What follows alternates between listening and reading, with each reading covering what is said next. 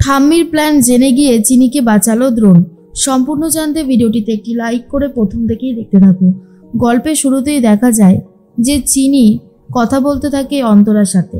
বাড়িতে ফিরে আসার পরেই চিনিকে বরণ করে ঘরে ঢোকায় অন্তরা।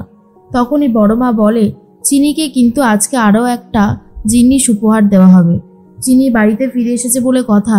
তখনই চিনি মনে মনে ভাবে কি ব্যাপার, হঠাৎ করে বড় মা এই কথাগুলো বলছে কেন।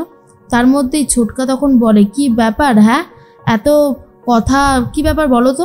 তখনই বড় মা বলছিলাম যে চিনি আর দ্রোণের ফুলসজ্জাটা তো বাকি রয়েছে, সেটার ব্যবস্থা আজকে করতে পারলে কেমন হবে।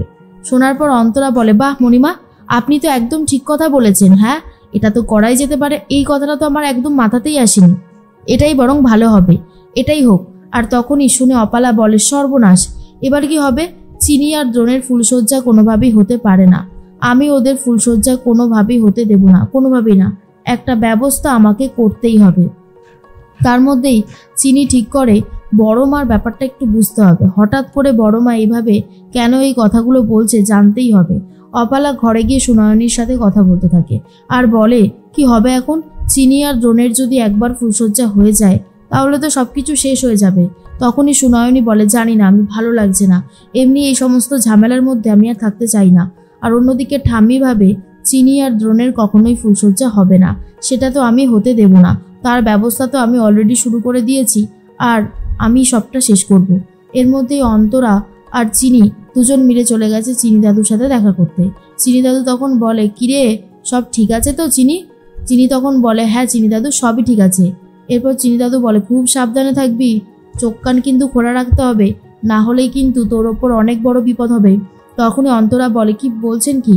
তখন চিনি বলে দেখো মা, আমার ওপর যে ঠাম্মি বিপদ নিয়ে আসতে পারে সেটা আমি খুব ভালো মতনই জানি। এটা শুনে আমি এখন আর একটুও অবাক হই না, বিশ্বাস করো। অন্তরা তখন বলে মা তোর ক্ষতি চায়, কিন্তু কেন রে চিনি। চিনি তখন বলে সবটা তোমাকে আমি পরে একদিন গুছিয়ে বলবো। এরপর অন্তরা বলে চল তোকে সুন্দর করে আগে সাজিয়ে দিই, হাতে সময় কিন্তু বেশি বাকি নেই। এরপর গয়না আর কিছু ফুল নিয়ে আসে অন্তরা। অন্যদিকে ঠাম্মি ফোনটা ধরতে যাচ্ছিল তখনই চলে এসেছে ভূতনাথ আর বলে কি ব্যাপার, আপনি কার ফোন ধরেছেন, দিন ফোনটা আমার কাছে দিন।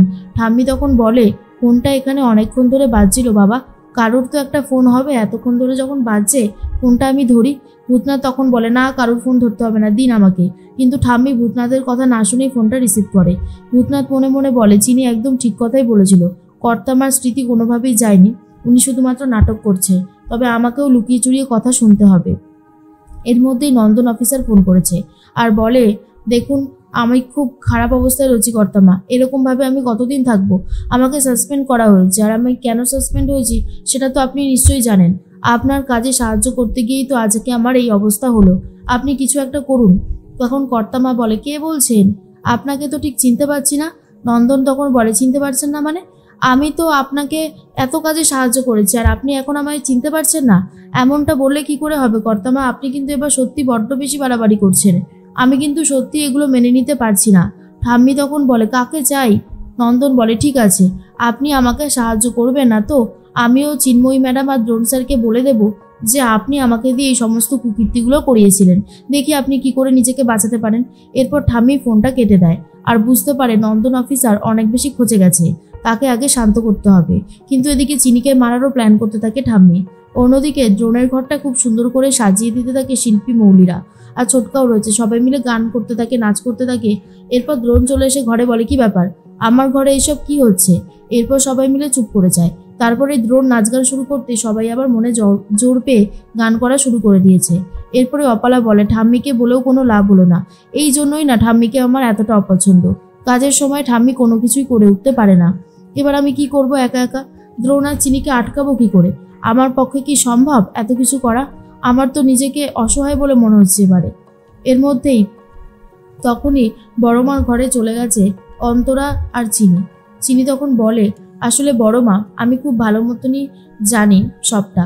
অন্তরা তখন বলে কি জানিস চিনি।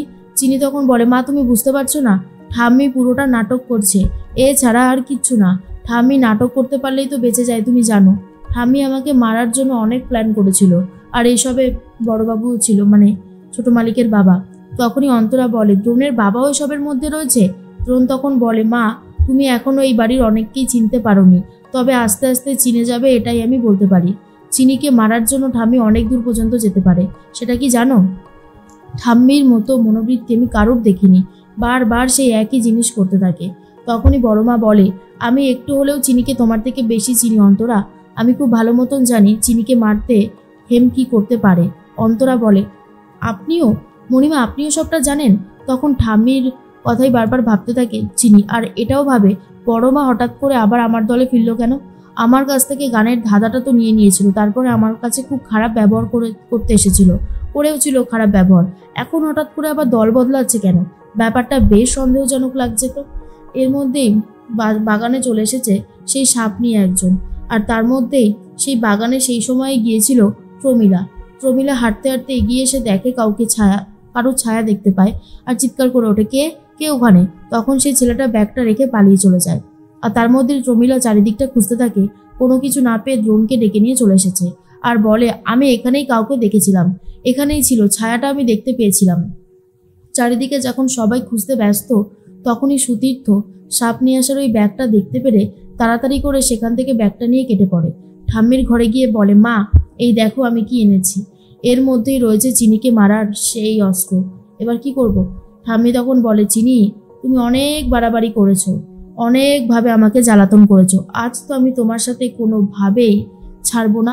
তুমি দ্রোণের সাথে ফুলসজ্জা করবে বলে অনেক আশা নিয়ে বসে আছো, তাই না? দেখোই না এবার তোমার সাথে কি হতে চলেছে। শোনো সুতীর্থ, ফুলসজ্জার ঘরে তুমি এই সাপটাকে ছেড়ে দেবে, কি মনে থাকবে তো? সুতীর্থ বলে, ঠিক আছে মা, তুমি যেমনটা বলছো তেমনটাই হবে। এর মধ্যেই ঠাম্মি ভাবে, চিনি তো মারা যাবে, তারপর দ্রোণ দাদু ভাইয়ের অবস্থা দেখে হয়তো আমার খারাপই লাগবে, কিন্তু কিছু করার নেই, চিনিকে আমি বাঁচিয়ে রাখতে পারবো না। এদিকে অন্তরা বলে, দেখি দেখি চিনি, ইস তোকে আজকে কি সুন্দর লাগছে রে, আমার ছেলে দেখলে তো পুরো পাগলই হয়ে যাবে। তখনই চিনি বলে, তুই কি যে বলো না তুমি, আমার লজ্জা লাগছে। অন্তরা তখন বলে, ওরে বাবারে, এত লজ্জা পেতে হবে না, আর হ্যাঁ, সব কিন্তু ঠিকঠাকভাবে রাখতে হবে, মনে থাকবে তো? দেখ, মায়ের মুখোশ খুলে দিক সবাই, এটা আমিও চাই, কিন্তু সব দিক ঠিক রেখে। আমি চাই না তোর আর দ্রোণের কোনো ক্ষতি হোক।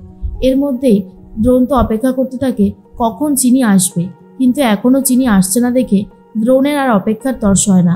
এর মধ্যেই সবাই মিলে চিনিকে নিয়ে চলে এসেছে। তার মধ্যে থেকে চিনিকে খুঁজেই পাচ্ছিল না দ্রোণ।